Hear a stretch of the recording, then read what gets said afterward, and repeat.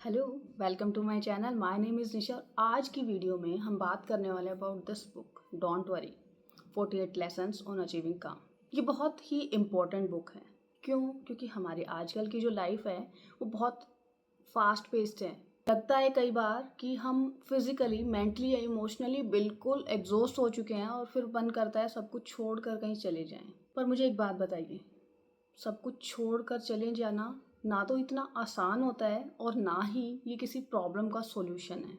तो हमें चाहिए कुछ ऐसा जो हमारे इसी माहौल में, इसी सिनेरियो में, जो हमारी प्रेजेंट लाइफ है उसमें हमें बस थोड़ा सुकून और ठहराव दे सके, बजाय कि इस ज़िंदगी से भागने के। तो यही कुछ लेसन्स ये किताब हमें सिखाती है कि कैसे हम अपनी लाइफ में जितनी भी प्रॉब्लम्स हैं उनसे भागे बिना उनको फेस करें और फिर भी अपनी लाइफ को थोड़ा सा सिंप्लीफाई कर सकें और उसे और सुकून भरी बना सकें।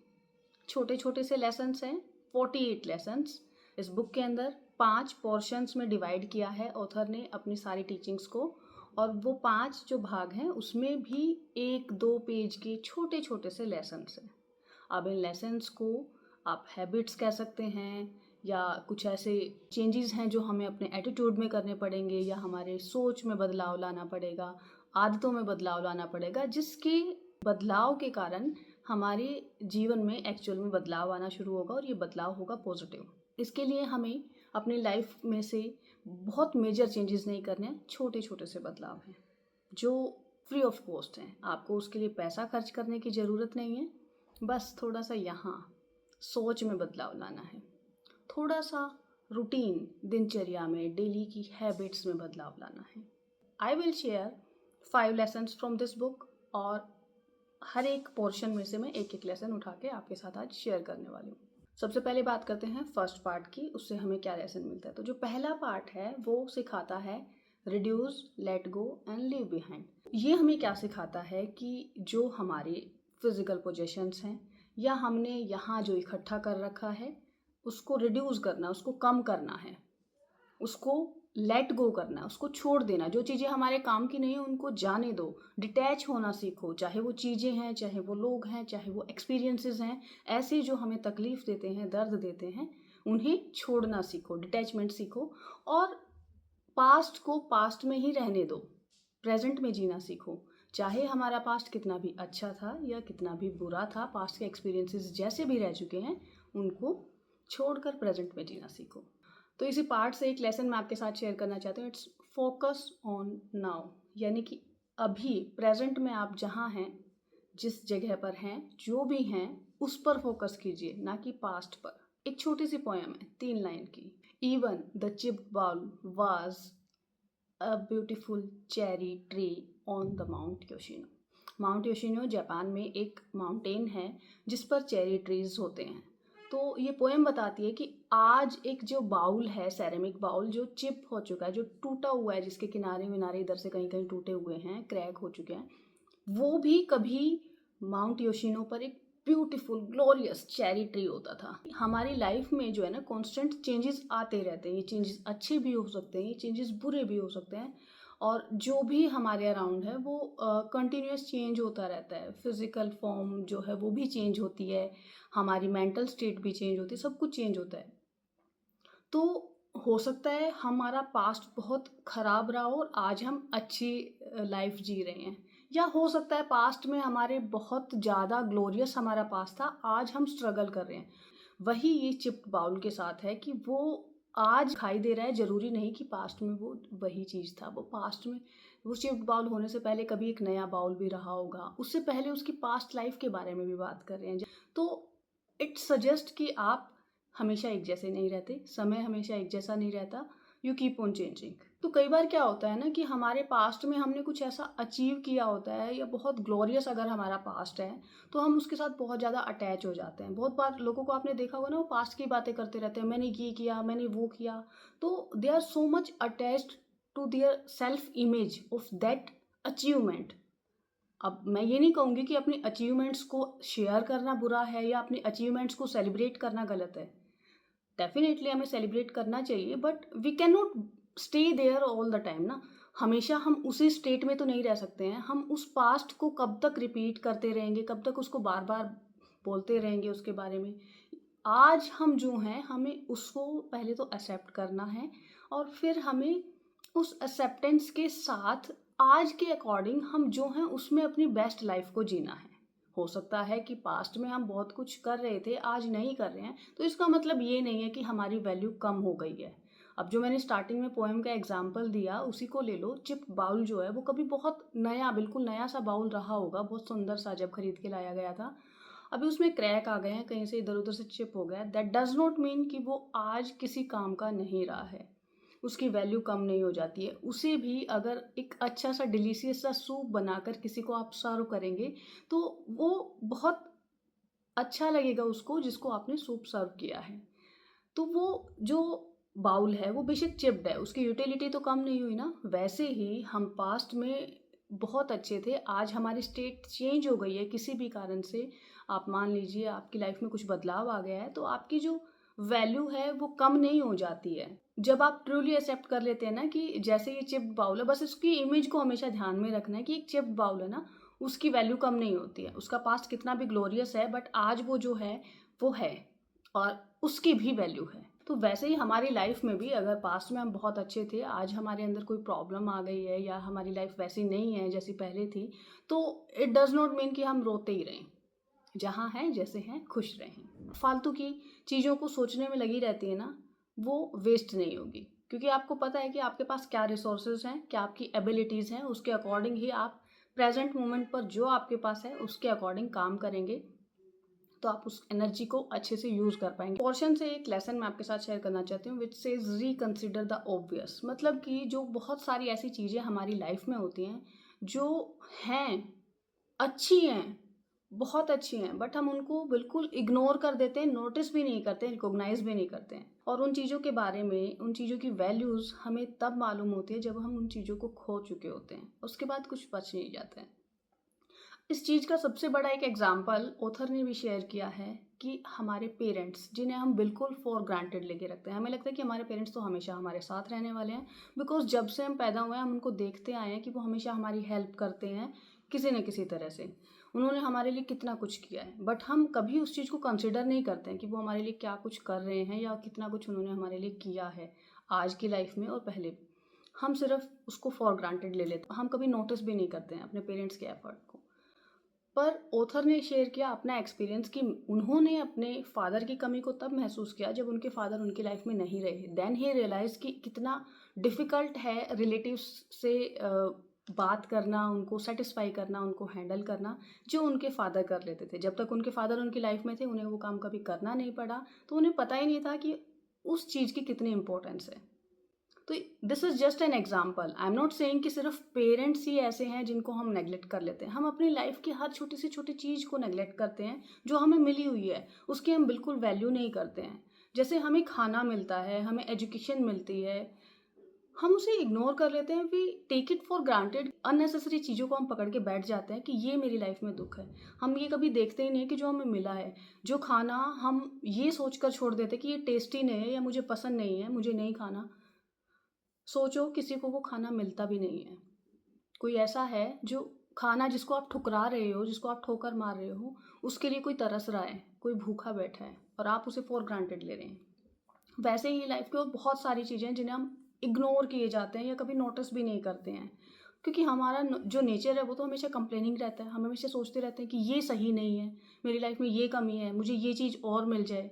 क्या कभी बैठकर सोचते हैं कि मेरी लाइफ में तो इतनी सारी चीज़ें हैं जो सही हैं।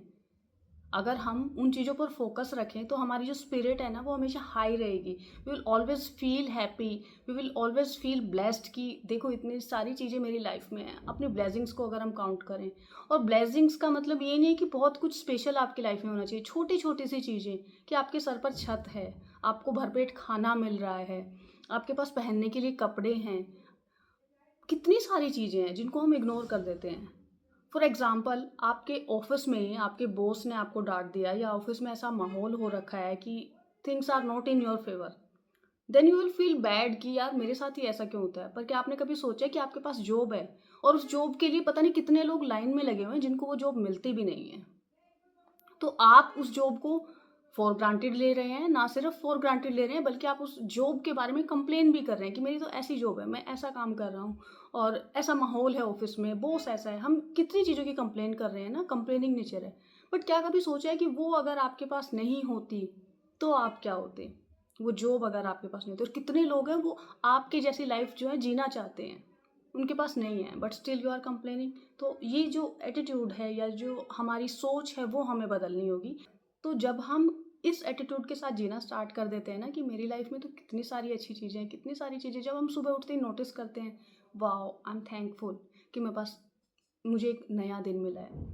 ऑफिस जाते हैं तो ये ना सोचें कि मुझे ऑफिस जाना पड़ रहा है, ये सोचें कि आई एम लकी कि मुझे पास जॉब है, मुझे ऑफिस जाना है। तो इस तरह की जब हम पॉजिटिव सोच रखते हैं तो उससे क्या होता है कि हमारा जो थॉट प्रोसेस है ना वो चेंज हो जाता है, हम हैप्पी मूड में रहते हैं, तो हमारा मूड जो है वो अपलिफ्टेड रहता है। काम वही करने हैं, जॉब वही करनी है, आप उसको चाहे रो के कर लो चाहे खुश होके कर लो। घर भी वैसा ही रहेगा, परिवार भी वैसा ही रहेगा, ना रिश्ते बदलने वाले हैं, ना परिवार बदलने वाला है, ना ही ऑफिस बदलने वाला है। करना वही सब कुछ है, अब उसको चाहे रो के करो चाहे खुश होके करो, चॉइस इज योर्स। और कंप्लेन करने के बजाय, प्रॉब्लम्स को गिनने की बजाय, काउंट योर ब्लेसिंग्स, जिन चीज़ों को आप टोटली इग्नोर कर देते हैं कि वो आपके पास हैं।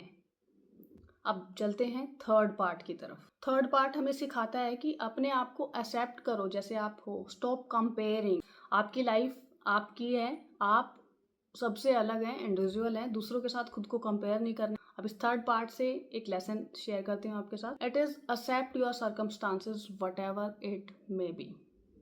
आपके जैसे भी हालात हैं ना उनको एक्सेप्ट करना है, regardless of whether they are favourable और एडवर्स। हमारी जो लाइफ है ना वो कांस्टेंट चेंज होती रहती है, और जब भी हमारी लाइफ में चेंज आता है, अगर वो अच्छा होता है तो हम बहुत खुश होते हैं, बहुत, we feel on the top of this world, है ना। कोई भी चेंज है किसी भी तरह का, लेकिन अगर वो चेंज हमारे अगेंस्ट है, फिर वही कंप्लेनिंग नेचर आ जाता है हमारा। हम स्टार्ट कर देते हैं कंप्लेन करना। हम पूछते हैं why this is happening to me. पर क्या कभी जब अच्छा होता है तो हम पूछते हैं कि why this is happening to me? नहीं ना। तो जब भी ऐसा कुछ चेंज आता है ना आपकी लाइफ में जो नेगेटिव है या जो आपको अच्छा नहीं लग रहा है, नो मैटर आप कितना भी उसके बारे में सोचें, कितनी भी ओवर थिंकिंग करें, उससे वो बदलने वाली तो है नहीं सिचुएशन। आपको जीना फिर भी है उस सिचुएशन में। हो सकता है कि आपकी कहीं पोस्टिंग आ गई है जहां आप नहीं चाहते हैं, या आपको ऐसा प्रोजेक्ट दिया गया है करने के लिए जो आपको अच्छा नहीं लग रहा है, या किसी ऐसे कलीग के साथ बिठा दिया है एक टीम में जो आपको बिल्कुल भी पसंद नहीं है, उसके साथ आपकी बनती नहीं है। अब कोई भी सिनेरियो हो सकता है, बट आप कितना भी नेगेटिव सोचते रहें कि मेरे साथ ऐसा क्यों हुआ है, कितना भी नेगेटिव डाउनवर्ड स्पाइरल में चले जाएं, सिचुएशन नहीं बदलेगी। आपको वो काम करना है तो करना है। नेगेटिव सोच सोच के आप क्या करेंगे, सिर्फ अपना दिमाग खराब करेंगे। आप मेंटली इतने ड्रेन आउट हो जाएंगे कि आपका जो काम करने की एनर्जी है ना वो सारी वहीं लग जाएगी। इंस्टेड आप उसको एज ए चैलेंज ले सकते हैं कि ओके ये चेंज है and I will accept it, I will do my best. तो हो सकता है कि इस प्रोजेक्ट से या इस पोस्टिंग से या इस बदलाव से मुझे कुछ नया सीखने को मिले। एंड बिलीव मी, जब आप सीखने की स्पिरिट से कोई काम को करते हैं ना तो उसमें से ज़रूर आप कुछ ना कुछ लेसन सीख कर ही आते हैं। और जब भी मेरा तो ये पर्सनल एक्सपीरियंस भी रहा है कि कोई भी ऐसी चीज़ होती है ना जिससे मैं पहले डरती हूँ स्टार्टिंग में कि ये चेंज है पता नहीं क्या होगा, उससे मैं और स्ट्रॉन्ग बन के निकल के आती हूँ। क्यों? क्योंकि जो हमारा डर होता है ना वो उस काम को करने के बाद से निकल जाता है। फिर हमें लगता है कि अरे ये तो इतना आसान था। एक जैन सेइंग है, every day is a good day. इसका मतलब ये नहीं कि हमारी लाइफ में सारे दिन अच्छे होते हैं, इसका मतलब ये है कि लाइफ में जितने भी दिन हैं उनमें कभी आप धूप देखेंगे, कभी बारिश देखेंगे, कभी सर्दी की ठंडी हवाएं भी फेस करेंगे। तो ये सारी चीज़ें जो हैं वो आती रहती हैं, बदलती रहती हैं, but still there is one thing good कि आप वो सब कुछ फेस करने के लिए आप तो प्रेजेंट है ना, आप हैं ना जिंदा। उन सब चीज़ों को तभी तो आप महसूस कर पा रहे हैं। तो वैसे ही लाइफ में जितने भी दिन है ना वो अच्छे, पूरी तरह से अच्छे नहीं है, उसमें स्ट्रगल हो सकता है पर कुछ ना कुछ तो अच्छा होगा ही। या तो वो आपको कोई नया लेसन सिखा के जाएगा, नहीं तो वो आपको इतना स्ट्रांग बना जाएगा कि अगली बार से वैसे सिचुएशन आएगी ना तो आप घबराएंगे नहीं। आपको लगेगा कि अरे ये तो मैंने पहले फेस किया हुआ है, अब मुझे इससे डरने की ज़रूरत नहीं है।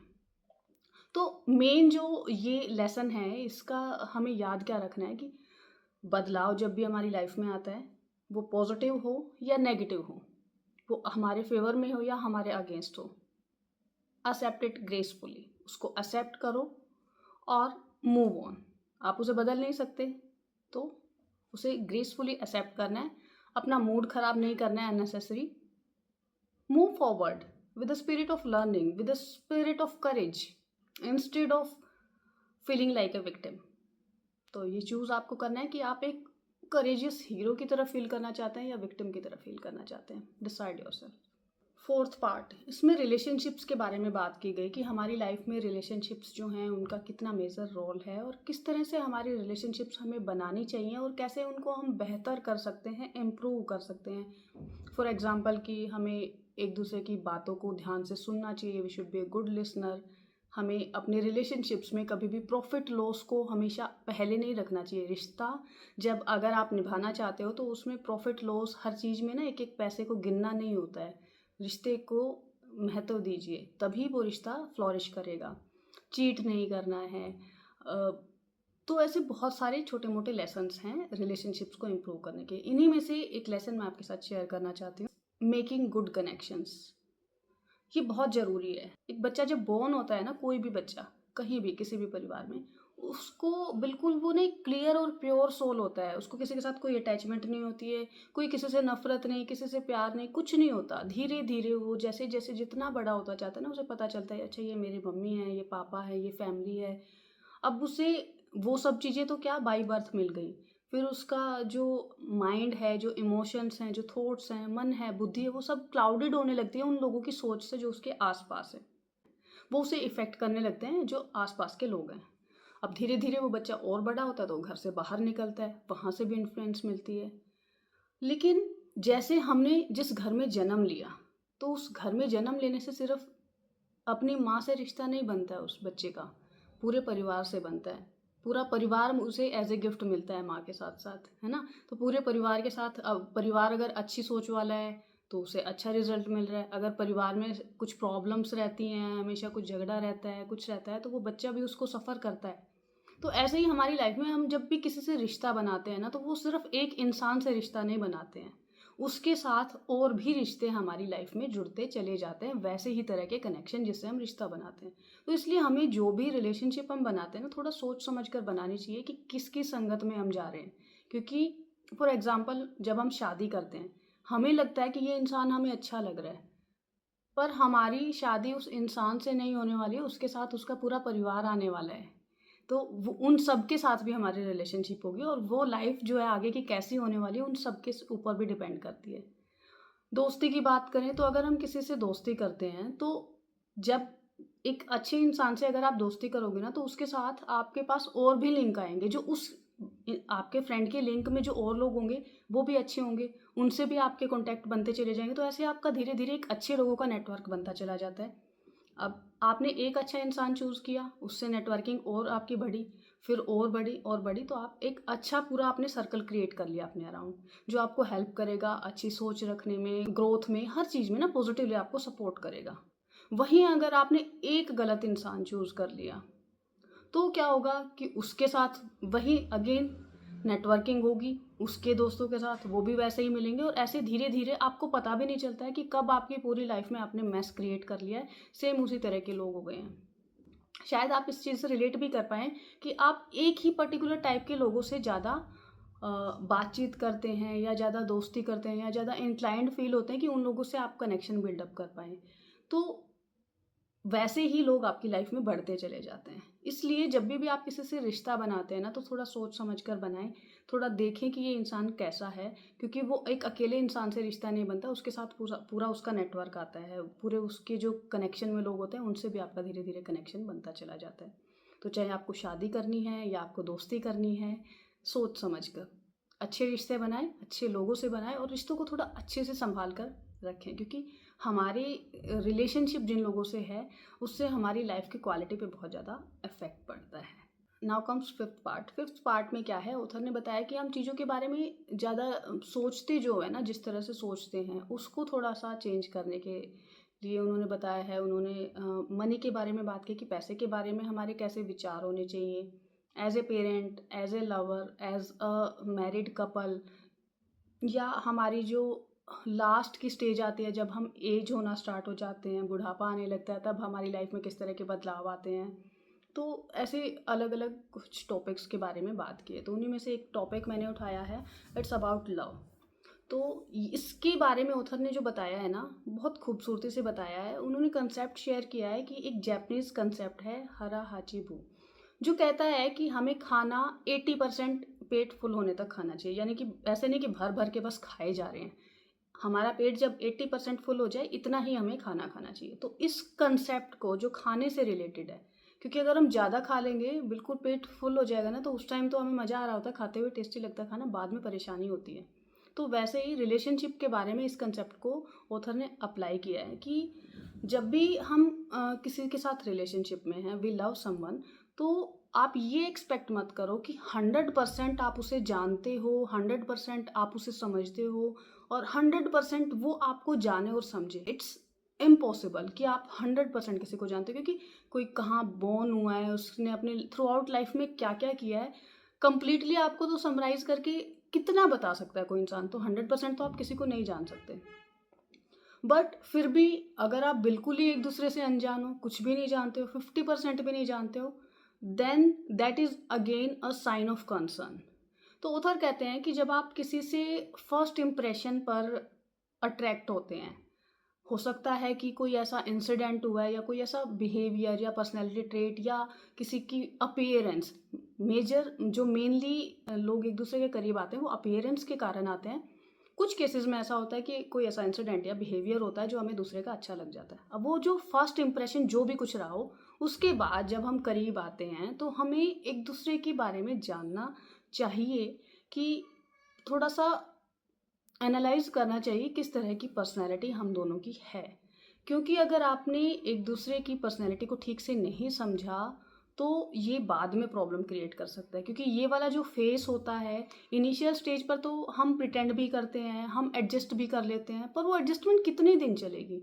लाइफ टाइम नहीं चलने वाली होती है एडजस्टमेंट। हम थोड़े दिन कर सकते हैं, 2 दिन, 4 दिन, 10 दिन, महीना, सारी लाइफ हम एडजस्टमेंट नहीं करते हैं। तो आपको पता होना चाहिए कि आपकी पर्सनैलिटीज़ जो हैं वो कितना अलग हैं या कितना एक दूसरे को आप समझते हो। एक बहुत अच्छी सी सेइंग ऑथर ने इस चैप्टर में ऐड की है। It says love is a beautiful misunderstanding and marriage is a cruel understanding. या इसको हिंदी में कहें कि प्यार अंधा है और शादी आंखें खोल देती है। ये सिचुएशन आपके साथ ना हो, उसके लिए ज़रूरी है कि आप जब पहले स्टेप से दूसरे स्टेप पर जाते हैं, जब आप एक दूसरे के बाद को इनिशियली जानते हैं, उसके बाद शादी का फैसला लेते हैं, तो उससे पहले थोड़ा सा एक दूसरे को जान लें, पर्सनैलिटीज़ को जान लें, पोज़ लें, ताकि आप पीछे हट सकें। क्योंकि अभी आपके पास पीछे हटने का टाइम है। अदरवाइज़ एक बार आप मैरिज में चले गए हैं तो उसके बाद प्रॉब्लम्स होती है। क्योंकि हमें क्या लगता है कि शादी जो है ना, it's starting of happily ever after. Mostly जो बॉलीवुड मूवीज़ हैं उनमें भी यही दिखाया जाता था कि शादी हो गई ना, बस अब सब कुछ हैप्पी हैप्पी रहने वाला है। ऐसा सच नहीं है भाई। शादी होने के बाद तो असली जंग स्टार्ट होती है, क्योंकि उससे पहले तो ना कोई रिस्पॉन्सिबिलिटी है ना कुछ और है। फिर पता चलता है ना कि परिवार के साथ भी एडजस्टमेंट करनी है, फिर जॉब भी करनी है, बच्चे भी संभालने हैं, दुनिया भर के काम आते हैं, इधर उधर से आप बिल्कुल स्ट्रेस्ड आउट हो जाते हो। तब पता चलता है एक्चुअल में आपके रिलेशनशिप कितनी स्ट्रॉन्ग है। तो वो 1% आपने किसी एक फर्स्ट इम्प्रेशन को अगर सेंटर बना रखा है अपने रिलेशनशिप का और उसी के लिए आप आगे बढ़े जा रहे हो, तो फिर बाद में प्रॉब्लम्स होनी है। इसलिए इनिशियल स्टेज पर ही पॉज लेकर थोड़ा सा एनालाइज करना है, थोड़ा सा प्रैक्टिकल होकर सोचना है। छोटे छोटे 1-2 एग्जांपल देती हूँ जिनके कारण प्रॉब्लम्स जैसे हो जाती हैं, जो ऑथर ने शेयर किए हैं। फॉर एग्जांपल कि अगर आप पैसा सेव करना चाहते हैं, आपको बहुत ज़्यादा पैसा खर्च करना अच्छा नहीं लगता है, आपको लगता है कि मैं जो कमा रहा हूँ उसमें से मैक्सिमम मैं सेविंग करूँ। वहीं दूसरी तरफ आपके पार्टनर की ऐसी हैबिट है कि उसे लगता है कि बस जो कमाया है ना वो आज सोने से पहले सारा उड़ा देना है। तो अब ये बिल्कुल अपोजिट पोल्स हैं। ये 2-4 दिन अच्छा लगता है, 2-4 दिन आप उस पर पैसा उड़ा सकते हैं, पर पूरी लाइफ थोड़ी ये सब चलता है। पूरी लाइफ थोड़ी आप पैसा ऐसे उड़ाते रह सकते हैं। इसलिए सोचना समझना है। दूसरा एग्जाम्पल हो सकता है कि आपको बहुत बिल्कुल ना सिंपल सा खाना खाना पसंद है और आपके पार्टनर को बहुत फास्ट फूड पसंद है। आपको शांति से घर में रहना पसंद है, आपके पार्टनर को बहुत घूमना पसंद है, मूवीज़ देखना पसंद है। तो जो बिल्कुल अपोजिट आपकी पर्सनैलिटी अगर है ना, तो वो बहुत ज़्यादा लंबे टाइम तक टिक नहीं पाती। कॉम्प्रोमाइज़ेज़ थोड़े दिन होते हैं, हमेशा नहीं होते। हमें इनिशियल स्टेज पर हमें लगता है कि नहीं एडजस्ट कर लेंगे, एडजस्ट कर लेंगे। तो एडजस्ट करने का भी होता है कि कौन सी चीज़ें ऐसी हैं जो आप एडजस्ट कर पाते हो। जहाँ आपकी पर्सनैलिटीज़ ही बिल्कुल ऐसे हैं कि एक नॉर्थ पोल है, एक साउथ पोल है, तो वो नहीं हो पाता है। सो एनालाइज एंड बी प्रैक्टिकल। ऐसे ब्लाइंडली किसी रिलेशनशिप को बस सिर्फ इसलिए कि नहीं मैंने इनिशियल स्टेप ले लिया है, अब तो मैं बिल्कुल शादी करके ही मानूंगा और मेरी लाइफ उसके बाद सॉर्ट आउट हो जाएगी। क्योंकि जो लवर्स हैं वो जनरली गोल क्या सेट करते हैं, शादी करना। शादी करना is not your goal, that is the initial point and beginning of your life जो आपको पूरी ज़िंदगी जीनी है। तो शादी को गोल मत समझो प्लीज़, शादी आपका गोल नहीं है। शादी के बाद आपकी पूरी लाइफ जो है वो स्टार्ट होने वाली है, उसके बाद आपको पूरी ज़िंदगी एक साथ रहना है। तो थोड़ा सोच समझ कर फैसला लो, थोड़ा प्रैक्टिकल होकर फैसला लेना है। ऐसे नहीं कि वो फर्स्ट इंप्रेशन के पीछे चले जा रहे हैं। सुंदरता है 4 दिन दिखेगी, बुद्धिमानी या सोच या समझ वो ज़रूरी है, बहुत इंपॉर्टेंट है। सिर्फ सुंदरता के सहारे ज़िंदगी नहीं चलती है। तो these are few lessons from this book जो मैंने आपके साथ शेयर किए हैं। बात करते हैं बुक की कि ये बुक आपको पढ़नी चाहिए या नहीं पढ़नी चाहिए। सबसे पहले तो ये जो बुक है ये ध्यान में रखकर किसको बनाएगी। काम तो हमारे सबके आ सकती है, लेकिन बेसिकली ये वर्किंग क्लास या कॉरपोरेट एम्प्लॉयज़ के लिए है। उनके एग्जाम्पल्स इस बुक में दिए गए हैं। तो कैसे आपको काम के साथ साथ अपनी लाइफ को थोड़ा बैलेंस करना है, थोड़ा उसमें शांति सुकून लेके आना है। तो जो काम करने वाले हैं, वर्किंग हैं और कॉर्पोरेट लाइफ में, उन लोगों के लिए जो बुक है ये लिखी गई है। दूसरा, इसमें छोटे छोटे से लेसन्स हैं और कुछ पैसा नहीं लगता है इन लेसन्स को या इन चीज़ों को अपनी लाइफ में इम्प्लीमेंट करने के लिए। पर चेंज आपको खुद करना पड़ेगा, अपने आप को बदलना पड़ेगा, अपने बिहेवियर को, अपनी आदतों को। ये आपके खुद के हाथ में है, दूसरा कोई नहीं बदलेगा। या किताब पढ़ने से आपकी ज़िंदगी नहीं बदल जाएगी। कुछ लोग कहते हैं कि ये बुक पढ़ने से मेरी लाइफ बदल गई। नहीं, मैं नहीं मानती। किताब पढ़ने से ज़िंदगी नहीं बदलती। उस किताब को पढ़कर जो लेसन्स आपको मिलते हैं उनको इम्प्लीमेंट करके ज़िंदगी बदलती है। अगर आपको लगता है कि आप बदल सकते हैं अपने आप को, अपने थॉट्स को, अपने बिहेवियर को, तो आप इस बुक को खरीदिए। और फिर ये भी नहीं कहूँगी कि इस बुक के अंदर जो लेसन है वो एक्सक्लूसिव है, आपने कहीं नहीं सुने होंगे। वही रिपीटेड एडवाइस हैं, थोड़ा सा एग्जाम्पल्स अलग हैं, थोड़ा सा बताने का तरीका अलग है, लैंग्वेज अलग है, बट बातें वही होती हैं।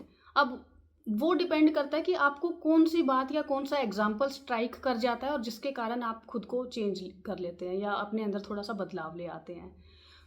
अगेन बेसिक रिपीटेड एडवाइस हैं, बट ये हेल्प करती हैं हमारे सबकॉन्शियस माइंड में उन बातों को सेट करने में। क्योंकि जो भी इंफॉर्मेशन हम कंज्यूम करते हैं वो हमारे थॉट्स का फूड होती हैं। तो जैसे टाइप के थॉट्स हम कंज्यूम करते जाएंगे वो हमारे बिहेवियर को, सबकॉन्शियस को धीरे धीरे बदलना स्टार्ट कर देते हैं। तो it is not something exclusive कि इसी किताब में कुछ ऐसा है जो आपको सब कुछ बदल के दे देगा। नहीं, ऐसा नहीं है। बट स्टिल अच्छी बुक है। 48 लेसन्स हैं। तो मुझे तो इसमें पता है क्या अच्छा लगा कि एक तो बुक की जो क्वालिटी है ना वो बहुत अच्छी है, फ़ॉन्ट अच्छा है, पेपर क्वालिटी देखो बिल्कुल ऐसे पढ़ने में ना मज़ा आएगा हाथ लगा के। तो बहुत अच्छी लगती है, एस्थेटिकली लिखा गया है इसको। इसके अंदर पिक्चर्स हैं, आपको दिखाती हूँ मैं। तो इसके अंदर जो पिक्चर्स हैं वो बहुत अच्छे लगते हैं मुझे। मतलब पिक्चर्स को देखकर आप कंटेम्पलेट कर सकते हो बैठ के। फॉर एग्जाम्पल दिस वन, ठीक है। और ये जो पिक्चर्स है ना इनको देख के भी सुकून सा मिलता है, अच्छा लगता है मुझे तो। क्योंकि पेंटिंग्स एंड आर्ट इस तरह की चीज़ें मुझे अच्छी लगती हैं। बुक के जो चैप्टर्स हैं इनमें छोटी छोटी सी हर जगह ना अलग अलग तरह की पेंटिंग्स दी हुई हैं, ये भी बहुत अच्छी लगती हैं। तो एस्थेटिकली बहुत अच्छी है बुक, के लेसन्स भी अच्छे हैं अगर आप इम्प्लीमेंट कर सके तो। और सबसे अच्छी चीज़ कि आपको ऐसा नहीं है कि पूरी किताब कोई कहानी एक दिन में पढ़ ली। आप डेली 5 मिनट सिर्फ निकालेंगे, एक लेसन पढ़ेंगे, उसके बारे में सोचेंगे, अपनी लाइफ में इम्प्लीमेंट करेंगे, तो इस तरह से 48 डेज में आपकी बुक कंप्लीट भी हो जाएगी। और साथ साथ आपकी लाइफ में अगर इस बुक में से आपने 2, 4, 5 लेसन भी इम्प्लीमेंट कर दिए तो आपकी लाइफ में डेफिनेटली आपको चेंजेस भी फील होंगे। सो इस पॉइंट ऑफ व्यू से आप इस बुक को पढ़ सकते हैं। आपको अगर लगता है कि एक अच्छी सी paper quality and feel good kind of book लेनी है तो आप इसको ले लीजिए, मुझे तो अच्छी लगी है। और स्पेशली इसके लेसन्स पढ़ने के लिए मैं इसको दोबारा पढ़ूँ ना पढ़ूँ, पर इसकी पिक्चर्स देखने के लिए तो मैं ज़रूर इसको बार बार पलटने वाली हूँ। इसके पन्ने मुझे अच्छे लगे। एंड डेफिनेटली इट डिपेंड्स कि आप क्या सीखते हैं किताब से। किताब आपका जीवन नहीं बदल सकती, आपका जीवन आप खुद बदल सकते हैं। That's it for my side, will meet in another video. Till then keep reading, keep learning, bye bye, take care.